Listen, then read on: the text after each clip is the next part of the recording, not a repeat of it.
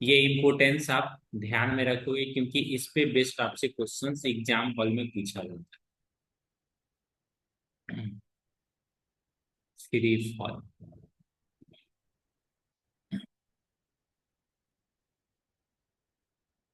इस पे कुछ फोटो है तो वो भी दिखा देते हैं photo.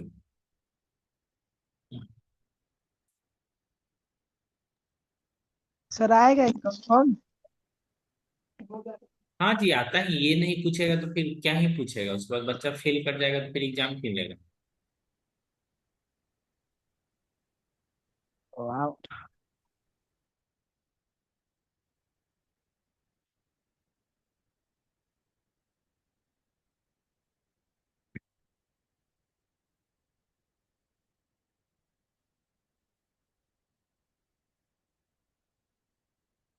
Motion of the planet around the sun, ये किसके कारण होता है, ग्रेविटेशन के कारण होता है। टाइड्स जो होती है समुद्र में ज्वार लहर, ज्वार, समुद्री लहर, ये भी किसके कारण होता है, gravitation. The tides due to the moon and the sun, ये सब ग्रेविटेशन के कारण ही होता है।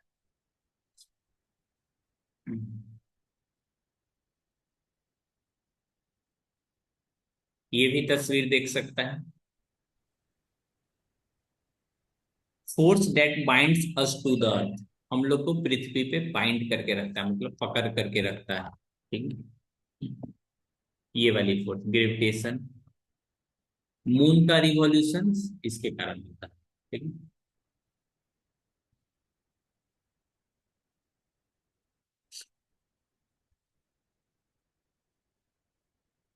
अब स्टूडेंट ज्वाइन होने लगा है जी।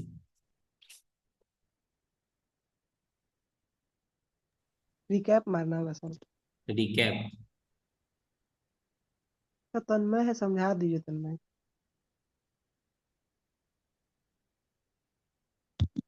आदित्य सर कौन वाला, दुबई वाला क्या सर। 8 क्लास वाले। यस सर वही। अलग दुनिया में है ये। मतलब बेचारा का मिशन अनसक्सेसफुल हो गया।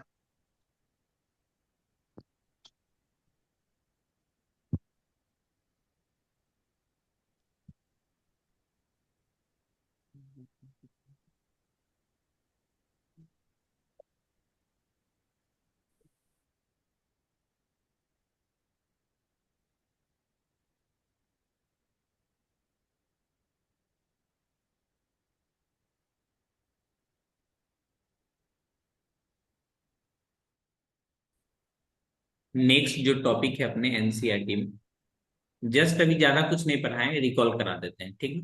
आज का क्लास है और साथ में आपको इम्पोर्टेंस ऑफ द जी, जी का आपको इम्पोर्टेंस बताना है। टाइड्स होता है मून एंड द सन के कारण से। जो भी नेचुरल फिनोमिनन नेचर में देख रहे हैं वो सब ग्रेविटेशन के द्वारा हुआ जाता है, ठीक है। इस तरह से हमने जी का वैल्यू आपसे पूछा है, अर्थ पे कितना होता है, मून पे कितना होता है, सेंटर ऑफ अर्थ पे कितना होता है, सब पे इसका वैल्यू कैसा होता है, सेम ही रहता है। अब जो नेक्स्ट टॉपिक पढ़ना है उसको बोलते हैं फ्री फॉल। कैसा बोलते हैं, फ्री फॉल। अगर किसी ऑब्जेक्ट को ठीक ना, फ्रीली ऐसे करके छोड़ दें, ठीक ना, तो इसी को बोलते हैं फ्रीली फॉल। ठीक ना। इस पे दूसरा जो फोर्स लग रहा है उस सबको नेग्लेक्ट कर देते हैं, मतलब इग्नोर कर देते हैं, ठीक ना। तो आज का जो कॉन्सेप्ट है एनसीईआरटी टेक्स्ट बुक के अकॉर्डिंग वो है फ्री फॉल। ये वाली टॉपिक अपने को पढ़ना है अभी 9.2। ठीक है। इससे क्या होगा ना, आपको ये लगेगा जो मास्टर साहब पढ़ा रहा है एकदम बुक का ही। ये वाली टॉपिक अभी अपने को पढ़ना है।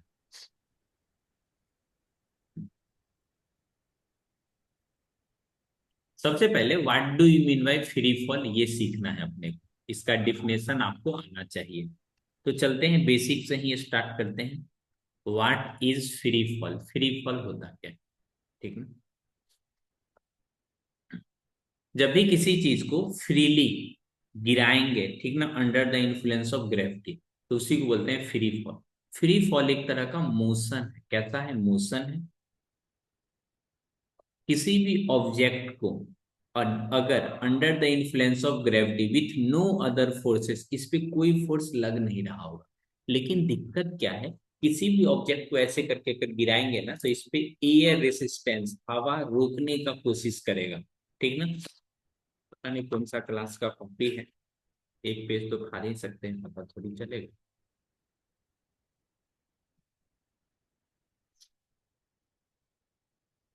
सब पकड़ लेता है।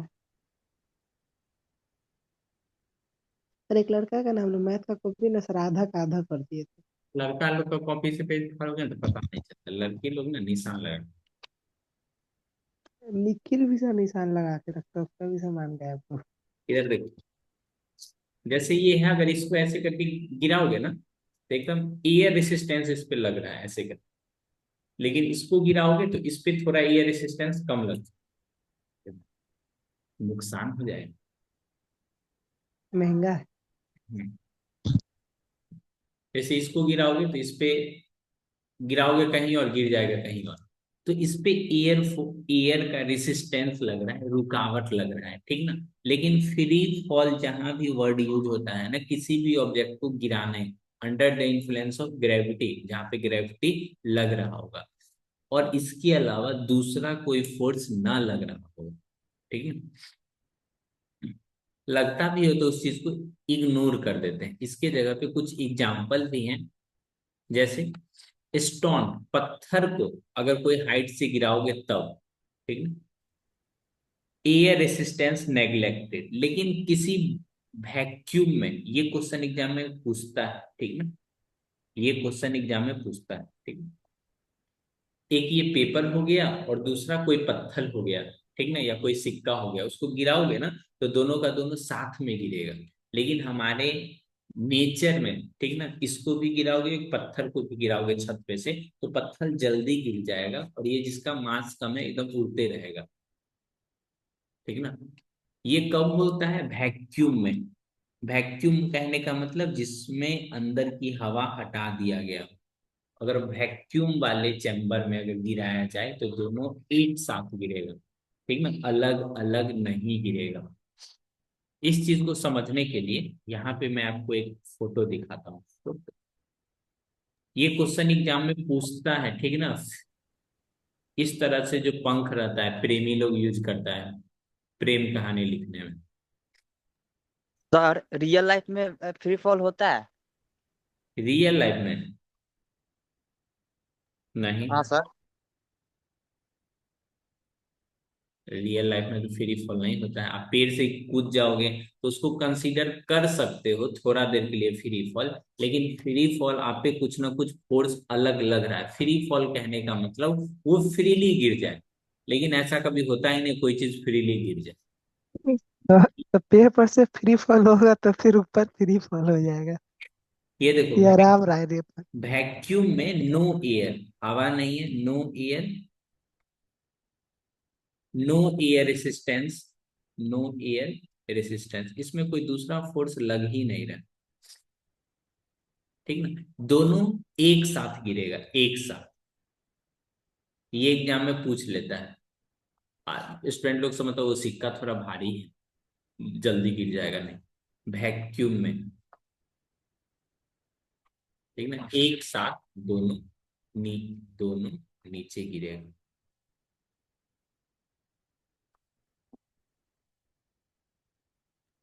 और सर क्वाइन के जगह पे अगर स्टोन रखेंगे तो? कुछ भी रख दो भाई, बड़ा वाला स्टोन रख दो, कितना भी बड़ा रख दो, लेकिन एयर उसमें नहीं रहना चाहिए। ठीक ना। ये है फिजिक्स।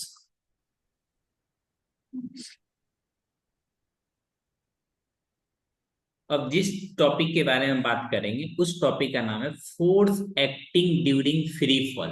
अगर कोई ऑब्जेक्ट फ्रीली फॉल कर रहा है तो उसमें कौन सा फोर्स लगेगा। ठीक ना। केवल और केवल एक ही फोर्स लगना चाहिए जिसको बोलते हैं ग्रेविटेशनल फोर्स। ठीक ना। इसके अलावा किसी भी तरह का कोई भी फोर्स नहीं लगना चाहिए। बात समझ में आया।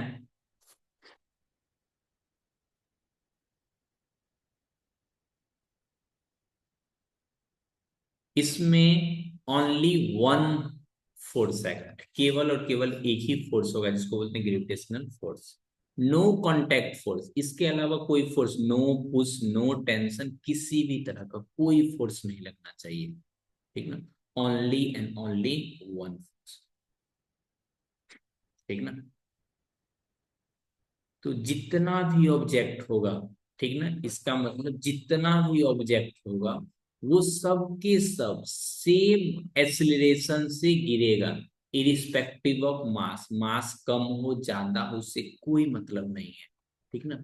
अगर कोई फ्री फॉल हो रहा है, फ्री फॉल में कितना फोर्स लगना चाहिए, एक और केवल एक ही फोर्स लगेगा जिसको बोलते हैं ग्रेविटेशनल फोर्स। क्या इस पे एयर का प्रेशर, एयर का फोर्स लगेगा? नहीं, उसको इग्नोर कर देते हैं, ठीक ना, आइडियल कंडीशन में वैक्यूम, ठीक ना। मास पे डिपेंड नहीं करता है, मास पे इरिस्पेक्टिव ऑफ मास, कभी भी मास पे डिपेंड नहीं करता। इट में जितना भी ऑब्जेक्ट होगा वो सब के सब सेम एक्सीलरेशन, एक्सीलरेशन सेम है, ठीक ना। तो उसका नीचे आने का एक साथ नीचे आएगा, एक साथ नीचे आएगा।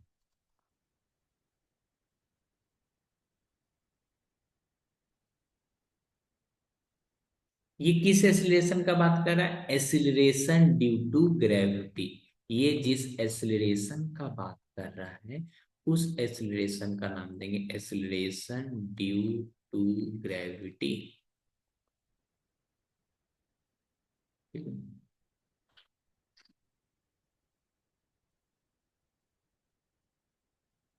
यहां तक समझ में आया क्या? फ्री फॉल में कितना फोर्स लगता है? ओनली वन फोर्स, ठीक ना। क्या मास, मास अफेक्ट करता है कौन ऑब्जेक्ट कितना लेट में गिरेगा या जल्दी गिरेगा? नहीं, ठीक ना। मास से सब चीज ऑब्जेक्ट एक साथ गिरेगा। शर्त क्या है? शर्त यही है उस पे आइडियल कंडीशन हो, ideal in the sense gravity के अलावा कोई दूसरा फोर्स नहीं लगना चाहिए, ठीक ना। बोलिए जी।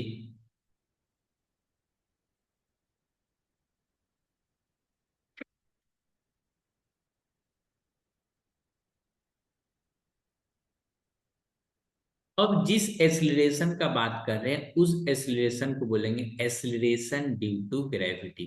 क्या बोलेंगे? Acceleration due to gravity. इसका सबसे पहले सिंबल जानेंगे, सिंबल क्या होता है। तो बोलोगे सर जी सिंबल जो होती है वो छोटी वाली जी होती है, ठीक है ना। सबसे पहले इसका सिंबल के बारे में जानते हैं। सिंबल कौन सा होगा? छोटी वाली जी। इसका average value near the earth surface 9.8 metre per second square. For calculation, for calculation,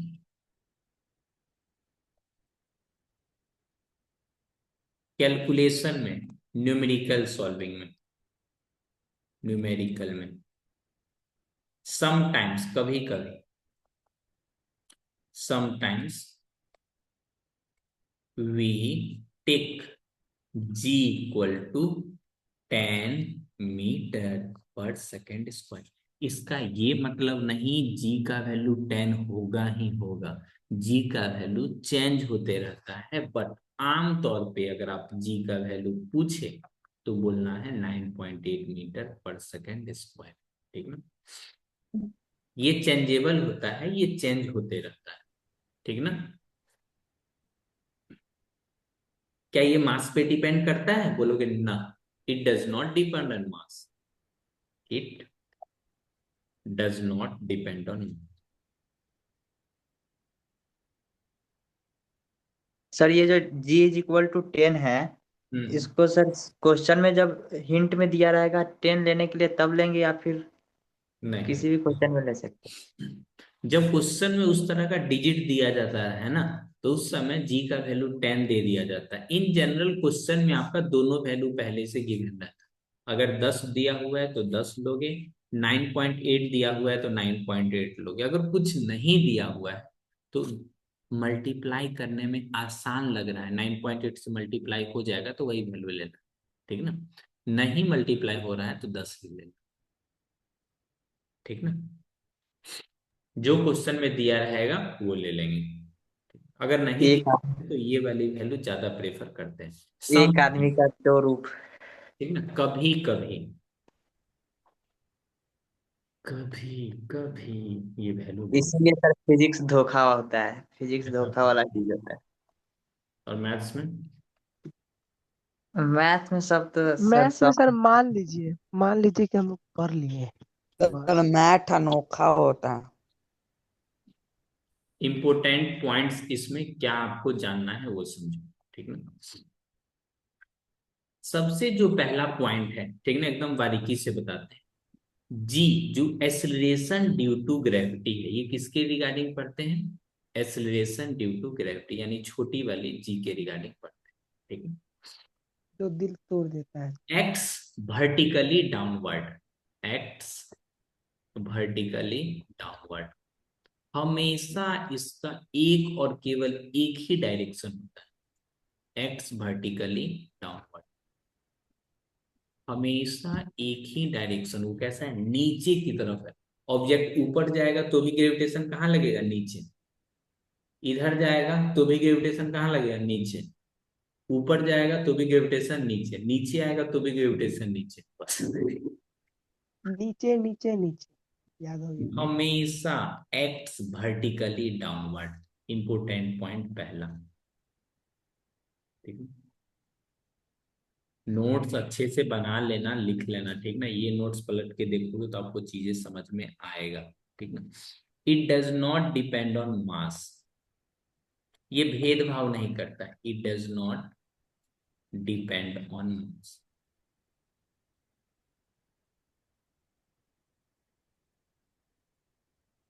it does not depend on मास, ठीक ना। इसको और अच्छा से लिखने के लिए पूरा लिख देते हैं, मास ऑफ द ऑब्जेक्ट। जो ऑब्जेक्ट गिर रहा है उस पे ये कभी डिपेंड ही नहीं करता है, मतलब कोई भेदभाव नहीं, ठीक ना। काला गोरा कैसा भी ऑब्जेक्ट हो, नेचर उस पे जो जी का वैल्यू लगाएगा वो 9.8 ही लगाएगा, एवरेज वैल्यू, ठीक है। लेकिन थोड़ा बहुत ये चेंज हो जाता है, एकदम थोड़ा बहुत। हाइट बढ़ेगा, डेप्थ बढ़ेगा और एल्टीट्यूड बढ़ेगा, तो थोड़ा बहुत ये चेंज हो जाता है, ठीक ना। कहाँ गया, कहाँ गया?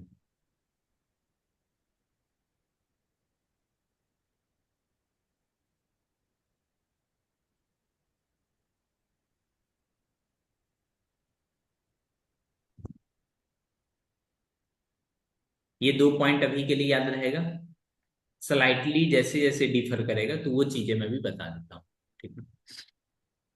आप ये भी देखोगे, इसके पास मैग्नीट्यूड भी और डायरेक्शन भी है। इट मींस ये कैसा क्वांटिटी है? वेक्टर क्वांटिटी है। It is a vector quantity. इसके पास मैग्नीट्यूड भी है और डायरेक्शन भी है, ठीक ना।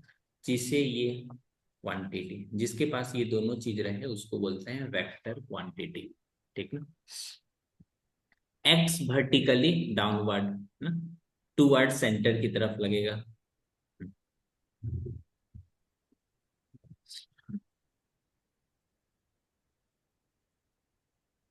अब ये देखो, अभी अभी जो हमने वैल्यू ऑफ जी पढ़ा है, क्या पढ़ा है जी? 9.8, ठीक है। The value of g is, the value of small g is 9.8 metre per second square. इसका कहने का क्या मतलब? What does it means? इसका क्या मतलब, ठीक ना। इसका जो वेलोसिटी है ना, वो 9.8 मीटर पर सेकेंड बढ़ते जाएगा, एक सेकेंड में 9.8 मीटर सेकेंड बढ़ जाएगा, ठीक ना। What does it mean? What does it mean, इसका मतलब क्या हुआ? ये अक्सर बच्चों को पता नहीं चल पाता है इसका आंसर, ठीक है। ये तो वैल्यू ऑफ जी है, लेकिन इसका मतलब क्या है? खुद से लिख के खुद से मतलब पूछेगा, ठीक है। The velocity of a free freely, ठीक ना, फ्री लिख सकते हो या फ्रीली सही,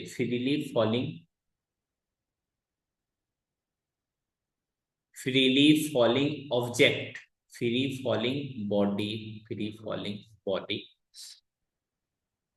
increases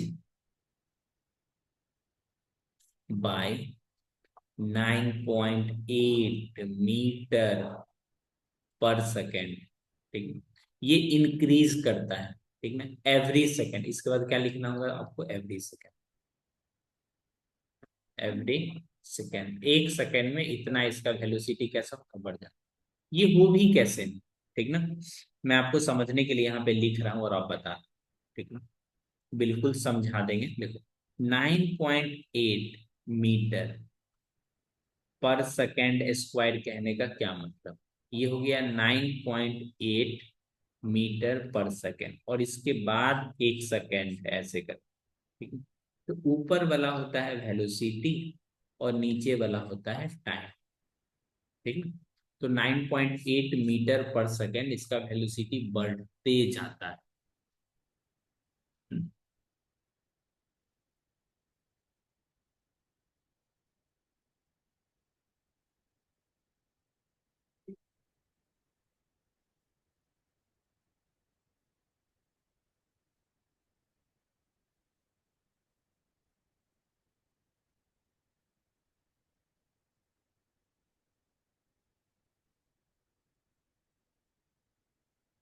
इसमें और चीजें ऐड करते हैं। Why does acceleration due to gravity same for all bodies, ये सभी बॉडीज के लिए सेम क्यों होता है, ऐसा क्या चीज है जो सभी बॉडी के लिए सेम होता है। कहने का मतलब acceleration due to gravity does not depend on mass, acceleration due to gravity does not depend on mass. जो बच्चा अभी 9th में फिजिक्स नहीं ना पढ़ रहा है, 11th में उसको हवा ही नहीं लगेगा। डज नॉट डिपेंड ऑन मास। असल मेहनत करके पढ़ना चाहेगा तो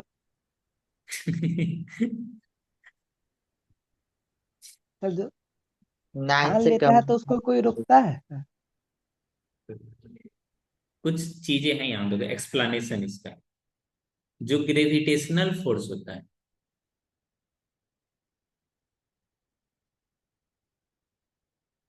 जो चीजें होती है उसको बोलते हैं ग्रेविटेशनल फोर्स, यानी एफ। ये जो होती है mg के इक्वल होता है, किसके इक्वल, mg के इक्वल होता है, ठीक है। उसके बाद एक एसिलरेशन वाली चीज होती है, एसिलरेशन। ये एसिलरेशन क्या होता है जी, बोलोगे सर जी ये होता है force equal to m a. ये क्या होता है, force equal to m a. तो यहां से जो ए का वैल्यू आएगा, ए का वैल्यू आएगा एफ बाई एम। तो यहां से आप देख सकते हो ए का जो वैल्यू आएगा एफ बाई एम, ठीक। अब ये जो अपने को एफ लिखा है, ये ग्रेविटेशनल फोर्स, फ्री फॉलिंग में दोनों बराबर हो जाता है, ठीक है। अब ये जो एफ लिखे हो इसके जगह पे लिखेगा अपना लोग m g equal to m. अब यहाँ एम से एम कैसा हो गया, कैंसिल आउट। तो ये जो जी है एक तरह का क्या है, एसिलरेशन। जी क्या है, एसिलरेशन। तो क्या ये मास पे डिपेंड करता है, तो बोलोगे नहीं, it does not depend on mass. Mass कैसा होगा, कैंसिल आउट। इसका मतलब कोई भी ऑब्जेक्ट हो, लाइट हो या हैवी ऑब्जेक्ट हो, दोनों का दोनों, ठीक ना, एकदम एक साथ गिरेगा।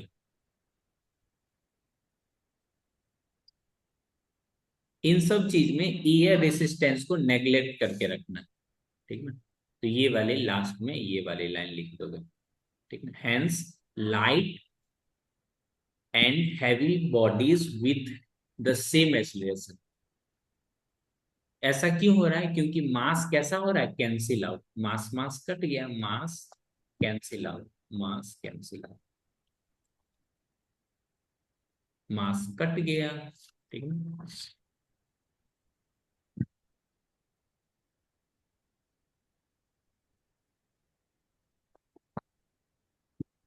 बोलो, समझ में आया जी?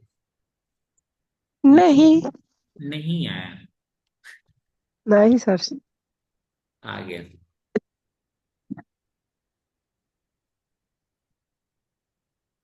अब आ गया देखते हैं sir. Direction of g. Numerical बनाने में ये बहुत इंपॉर्टेंट है, for numerical. Small g. Numerical बनाने में इस चीज का बहुत ही यूज है, ठीक है, डायरेक्शन। अगर कोई ऑब्जेक्ट ऊपर की तरफ फेंकोगे, ठीक ना, वैसे केस में नीचे की तरफ आएगा, वैसे केस में कैसे डिफरेंट होगा वो समझते हैं, ठीक ना। किसी ऑब्जेक्ट को या तो डाउनवर्ड, किसी ऑब्जेक्ट को अगर डाउनवर्ड करोगे, डाउनवर्ड, ठीक है, यहाँ समझेंगे सभी स्टूडेंट, यहाँ समझेंगे डाउनवर्ड। वही समझ रहे हैं। ये हो गया ऑब्जेक्ट। अगर इसमें डाउनवर्ड, डाउनवर्ड तो मोशन इस तरफ होगा, इस तरफ क्या हो रहा है, मोशन, ठीक है। और ग्रेविटेस, ग्रेविटी यानी छोटी वाली जी हमेशा डाउनवर्ड लगता है, ये भी कैसा लग रहा है, नीचे की तरफ। तो दोनों का दोनों सेम डायरेक्शन है, कैसा है, सेम डायरेक्शन। फिर से बातों को समझिए, नहीं समझ पा रहे हैं तो मेरे को बताइए, ठीक ना। एक्सेलरेशन ड्यू टू ग्रेविटी अपने को हमेशा नीचे की तरफ ही लगना है, ठीक है।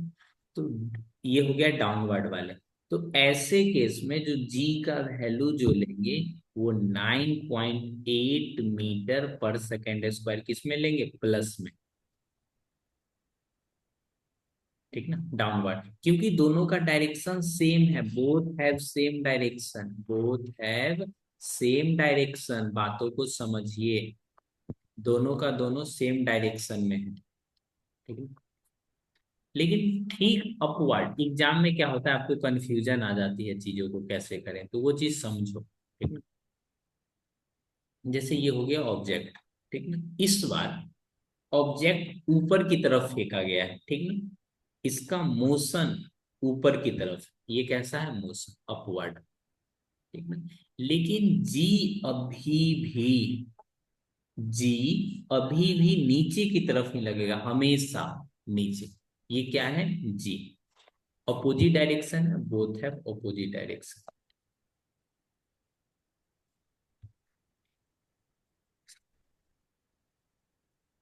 दोनों का दोनों अपोजिट डायरेक्शन है, ठीक है,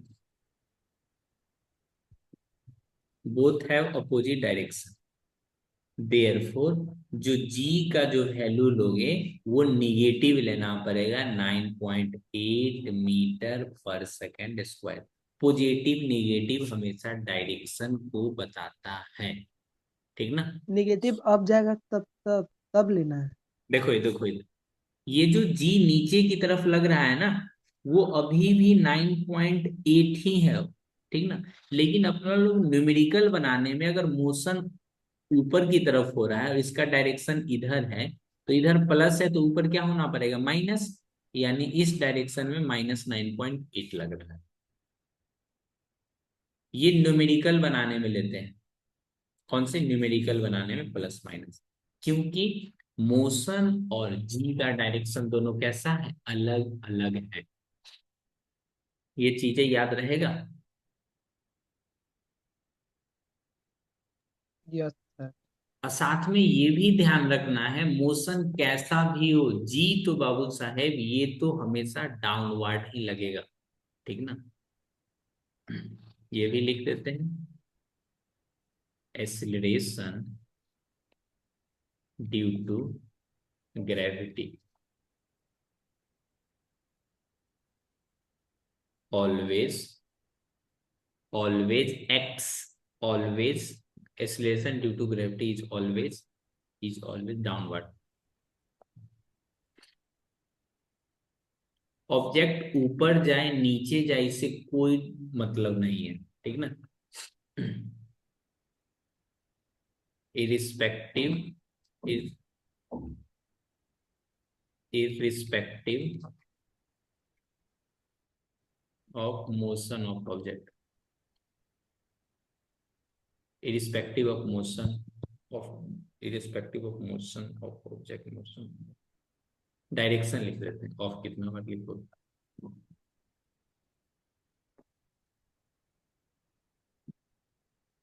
कोई बॉडी अगर ऊपर ऊपर की तरफ फेंका गया है तो जी किधर लगेगा, नीचे की तरफ। कोई ऑब्जेक्ट नीचे फेंका गया है तो जी नीचे की तरफ है। लेकिन जब न्यूमेरिकल बनाएंगे, कोई object downward taken as negative, ठीक ना, अपवर्ड टेकन एज पॉजिटिव। ये मतलब समझे ना, अगर ऑब्जेक्ट को अपवर्ड फेंका गया है तो वैसे केस में जी का वैल्यू 9 माइनस में लेना है और इसे प्लस में।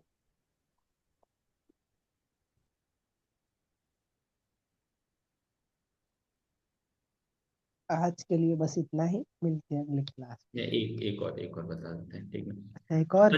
बच्चे में अक्सर बात आती है, सर एसिलरेशन और एसिलरेशन ड्यू टू ग्रेविटी में डिफरेंस क्या। पढ़ने के लिए तो बच्चा पढ़ लेता है और ये चीज पता नहीं चल पाता उसको। सर जब ग्रेविटी एक्सेलेरेटर लेता है तो एक्सेलरेशन ड्यू टू ग्रेविटी हो जाता है। मेरे भाई साहब, ऐसा एक्सेलरेशन में जैसे जब गियर लेते हैं तब वो एक्सेलरेशन हो जाता ये है। तो बहुत दिन पहले ना यस नाम का लड़का लिखा था, when we accelerate then it is called acceleration. When we accelerate motorcycle, this is called, sir लिखा था सर एग्जाम में। It accelerate, this is called acceleration. आप लोग भी एक बार लिख दिए थे सर, अंगी सर थे तब पहला पहला।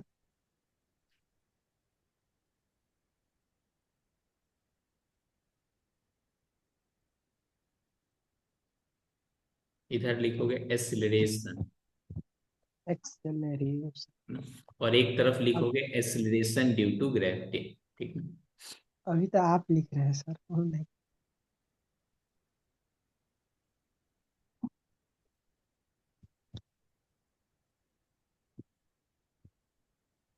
पहला डिफरेंस, इसको ए से डिनोट करते हैं, बगल वाले को जी से डिनोट करते हैं।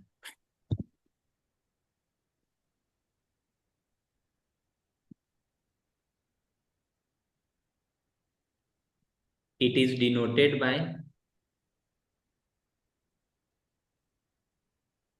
a small a. It is denoted by a small g. Sir Pappu sir कैसे परेड करेंगे? है लड़का, इधर क्लास पे ध्यान देते हैं, ठीक है। उन लोग ऑफिशियल लोग हैं तो उन लोग का डिस्कशन क्लास में करना सही नहीं है, ठीक है। ओह, ये जो एक्सीलरेशन होता है, ठीक ना, ये किसी भी डायरेक्शन में हो सकता है, can be in any direction, ठीक ना, can be in any direction, कोई भी डायरेक्शन में हो सकता है, दायां बायां ऊपर नीचे, कोई भी डायरेक्शन में। लेकिन जो एक्सीलरेशन ड्यू टू ग्रेविटी है, ये इसमें क्या लिखोगे, बोलो ना जी, ऑलवेज डाउनवर्ड डायरेक्शन, हमेशा नीचे की तरफ ही लगेगा। जो छोटी वाली जी सॉरी एक्सीलरेशन होता है, ठीक ना, वो फोर्स पे वेरी करता है, ठीक ना। It can very with force लिख सकते हो, it can very with force, force के साथ ये चेंज हो सकता है। लेकिन इस सर तरफ वेरी है ना, मतलब, क्या बोल सकते हो, वेरी मतलब सर। वेरी मतलब बदलते रहता है, it can change with force, बदलते अच्छा, रहता है। हम लोग में सर स्पेलिंग का लिखवा है सर, मालूम है? हम्म। VARY लिखवा है। नहीं जी, हम गलत लिख दिए, VARY होता है, ओह, ठीक है ना, गलत लिख दिए यहाँ पे, ठीक है। It can very with force, constant, इधर क्या होगा, constant near the surface of earth, near the surface of earth. ये हमेशा कांस्टेंट नहीं होता है, लेकिन अर्थ के सरफेस के ऊपर इसका वैल्यू कांस्टेंट होता है, ठीक है। It depends on applied force.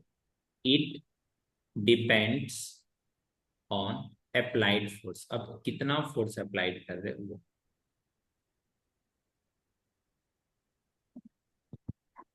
ये वाली जो फोर्स है ये किस पे डिपेंड करेगा? Earth gravity only. It depends on earth gravity.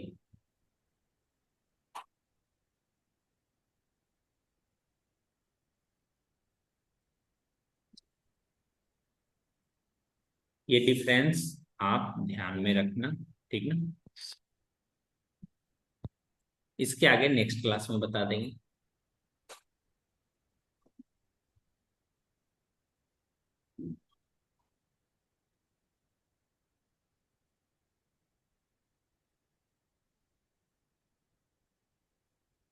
अर्थ के सेंटर अच्छा पे सर, जी का वैल्यू कितना होता है बता सकते हो?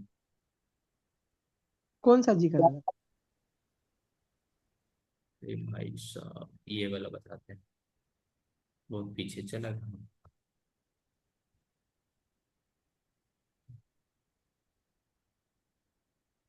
वैल्यू ऑफ जी और at centre of earth. 9.8।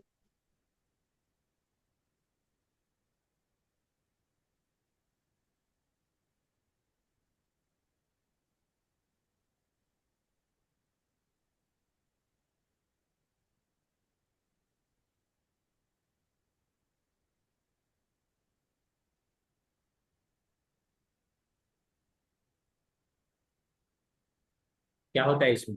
Sir last का 2 ऑप्शन तो होगा नहीं। डी होगा। ठीक है। डी होगा। हाँ, तो ये आप याद रखना है, जी का वैल्यू सेंटर ऑफ अर्थ कितना होता है? 0। ये एग्जाम में पूछता है। Good question.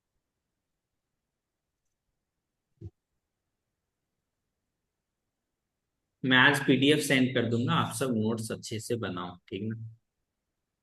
सर हम और आपको सर कॉपी दे दिए थे, होमवर्क करवे नहीं किए। मतलब था, 2-4 क्वेश्चन नहीं था। तो चेक करके ही मिलेगा सब, जब भी मिले चेक करके ही मिलेगा। क्या टेंशन लेता है दिनेश सर अपने से। दिनेश सर ही चाहिए। आइए। क्या बोल रहा है जी?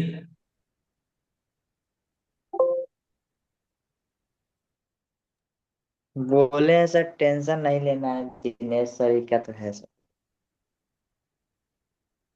देखो किसी से जबरदस्ती आप होमवर्क बनवा सकते हो, ठीक ना, लेकिन उसको समझा नहीं सकते। छाप छाप के लिख के ही क्या ही करेगा। +10 +9। सर 10th को बहुत याद कर रहे हैं, बार बार 10th वाला टाइम भेज दे रहे। हाँ।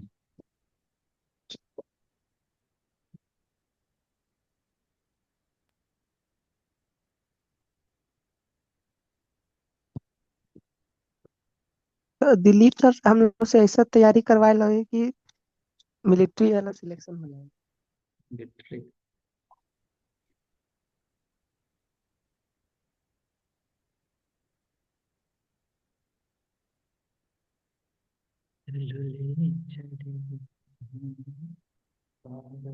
शिवम सर अलगे दुनिया में रहते हैं। सिलेबस खत्म होगा जी साइंस का? यस सर, रिवीजन भी हो रहा है। वाह।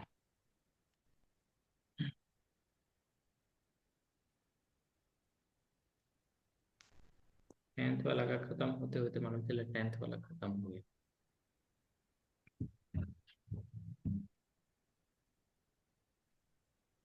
सर कल मेरा सीट अरेंज करवा दीजिएगा ना।